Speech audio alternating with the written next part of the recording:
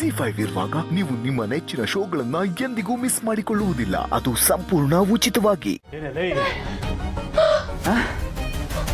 ಅಣ್ಣಂಗೆ ಹೇಳ್ತೀಯ, ಮನೆಯವ್ರಿಗೆ ಹೇಳ್ತೀನಿ ಅಂತ ಎದುರಿಸ್ತೀಯ. ಹೇಳಿದ್ರೆ ಎದುರ್ಕೊಂಡ್ಬಿಡ್ತೀನ? ನನ್ನನ್ನೇನು ಕೈಲಾಗ್ದಿರೋನು ಅನ್ಕೊಂಡಿದ್ಯಾ ನೀನು? ಕೈಲಾಗ್ದಿರೋನ ನಾನು? ಏಯ್, ಇವತ್ತು ನಿಮ್ಗೊಂದು ಸತ್ಯ ಹೇಳ್ತೀನಿ, ಕೇಳಿಸ್ಕೊ. ಈ ಕಡೆ ಕಿವಿಲಿ ಕೇಳಿ ಈ ಕಡೆ ಕಿವಿಲಿ ಬಿಡೋದಲ್ಲ, ಎರಡು ಕಿವಿಲಿ ಕೇಳಿಸ್ಕೊಂಡು ತಲೆಗೆ ಹಾಕೋಬೇಕು. ತಲೆಗೆ ನನಗೆ ನಿನ್ನ ಮೇಲೆ ಯಾವ ಪ್ರೀತಿನೂ ಇರಲಿಲ್ಲ. ನೀನಂದ್ರೆ ನನಗೆ ಇಷ್ಟ ಆಗಿಲ್ಲ. ಕೇಳಿಸ್ಕೊಳ್ಳೋದಕ್ಕೆ ಸ್ವಲ್ಪ ಕಷ್ಟ ಆಗ್ಬೋದು, ಆದ್ರೂ ಕೇಳಿಸ್ಕೊ. ನಾನು ಪ್ರೀತಿಸಿದ್ದು, ನಾನು ಮದುವೆ ಆದ್ರೂ ಇವಳನ್ನೇ ಅಂತ ಡಿಸೈಡ್ ಮಾಡಿದ್ದು ನನ್ನ ಬಟರ್ಫ್ಲೈನ, ನನ್ನ ಚಿಟ್ಟೆ. ಐ ಮೀನ್ ಪಾರ್ಥನ ಮದುವೆ ಆಗಿ ನಮ್ಮ ಮನೆಗೆ ಬಂದಿದ್ದಾಳಲ್ಲ ಅಪೇಕ್ಷಾ, ಅವಳನ್ನ.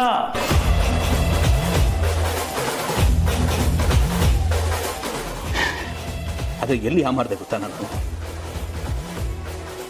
ಈ ನಿನ್ನ ದರಿದ್ರ ಕೈಯಲ್ಲಿ ನಿನ್ನ ಮುಟ್ಟದೆ ಗೊತ್ತಾ? ಅಲ್ಲಿ ಕಣೆ ನಾನು ಮಣ್ಣು ತಿನ್ನೋ ಕೆಲಸ ಮಾಡಿದ್ದೆ. ನಿನ್ನ ಮುಟ್ಟದೆ ಮಣ್ಣು ತಿನ್ನೋ ಕೆಲಸ ಮಾಡ್ಕೊಂಡೆ.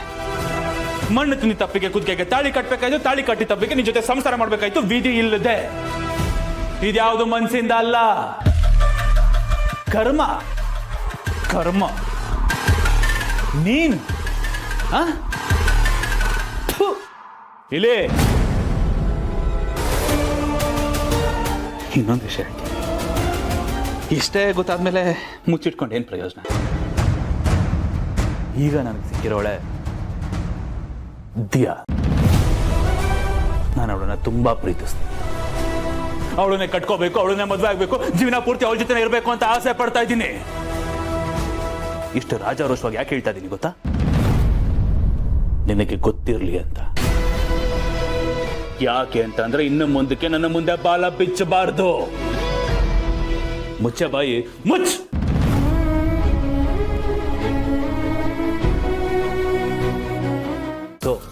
ಇನ್ಮೇಲೆ ನೀನ್ ಏನ್ ಮಾಡ್ತೀಯ ಅಂತಂದ್ರೆ, ಮನೆಯಲ್ಲಿ ಮಾಡಾಕಿದ್ದನ್ನ ತಿನ್ಕೊಂಡು ಸಣ್ಣ ಪುಟ್ಟ ಕೆಲಸ ಮಾಡ್ಕೊಂಡು ಇಲ್ಲೇ ಬಿದ್ದಿರ್ಬೇಕು ಅಷ್ಟೇ. ಸಿಂಪಲ್.